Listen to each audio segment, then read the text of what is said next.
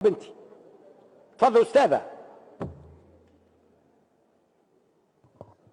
شكرا سيد الرئيس. مرحبا بسيد الوزير، مرحبا بالطاقم المرافق له. سيد الوزير، الرسول صلى الله عليه وسلم يقول: لا تجتمع أمتي على ضلالة. وقت يجتمعوا الأساتذة والمعلمين ويخرجوا العدد المهول هذاك، راهم مش غالطين، راك انت غلط، لازم تعترف انت غلط. ما دام ما تعترفش انت غلط لازمك ترحل. اما انا راك ترحل علاش؟ قمت اخطاء قاتله، الحق مانيش باش نناقشك في مضمون المشروع الاصلاحي، لا ادعي المعرفه في مضمون المشروع الاصلاحي نتاعك باش نجم نقيم.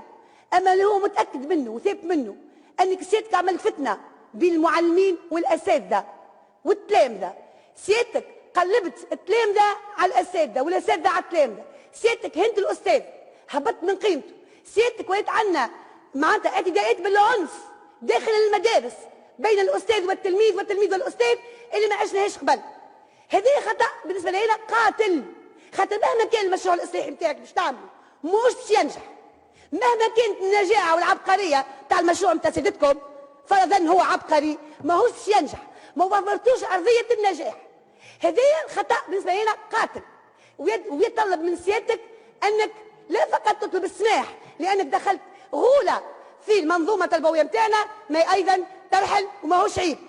الخطا الثاني القاتل اللي انا نعتبره قاتل، انك سيادتك لا فقط في المسائل التقييميه، اما المسائل الثابته اللي ما فيهاش كلام، انك توصل تعين خوك سي رمضان جلول، تعينوا في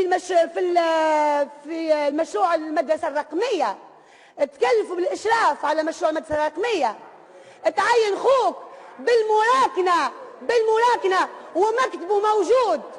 خلينا وعنده مكتب موجود في ديوان الخدمات المدرسيه، واتحداك ونقول للاساتذه والمعلمين بلا تفقدوا المكتب في ديوان الخدمات المدرسيه. اين تم تجهيز مكتب لخو سيد ناجي جلول من غير ما يتعدى بالمناظره بالمحاباه، وكلفتوا باش في اكبر حاجه نتاع مشاريع ومتاع المصاريف ومتاع النفقات ومتاع الصفقات.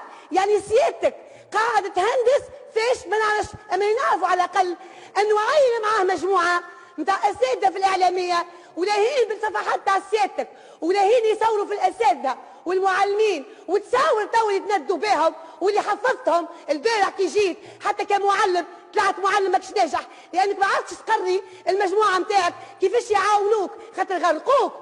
هذوما قاعدين يتصوروا من الساده من الميليشيا اللي حطوا من سيادتك في المكتب هذا، ونحن ما نسمحوش بيه شيء هذا، ما نسمحوش. تصور في المعلمين والاساتذه وتعمل فيها على شنو؟ باش تعمل شنو هذا مشروع المدرسه الرقميه. نخرج الموضوع هذا من هزك نقطه اخرى.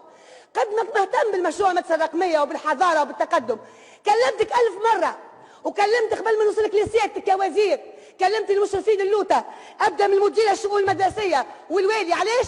على التلامذه اللي سيادتك ماكش لاهي بهم، خاطر هذوك مش زينوا لك صورتك، لكن يمشيوا 19 كيلومتر على ساقيهم، مشي وجاي كل يوم، مدرسه ابتدائيه شيء يحزن القلب في القاسرين، في اساسنا هي عماده ولاد خليف وغيرها وغيرها وغيرها وغيرها. 20,000 مره نكلموكم، الاساتذه الولاد احتجوا، التلامذه احتجوا، ونقول لكم راهو عيب، راهو عيب التلامذه يمشيوا 19 كيلومتر على ساقيهم مشي جاي كل يوم، راهم صغيرات تحت لهم الشعارات المدرسه تسعيد ابنائها. قلت لك المدرسه راهي قاعده تفرط في ابنائها، تعمل في شعارات تاع اللمجه، وهما حتى باش يوصلوا للمدرسه يوصلوا عرايا وحفايه، حتى العلم كيفاش تقراوه كيفاش تعلموه. سيادتك يا سيد الوزير هذه وحدها. شكرا. الكلمه الان للاستاذ فيصل.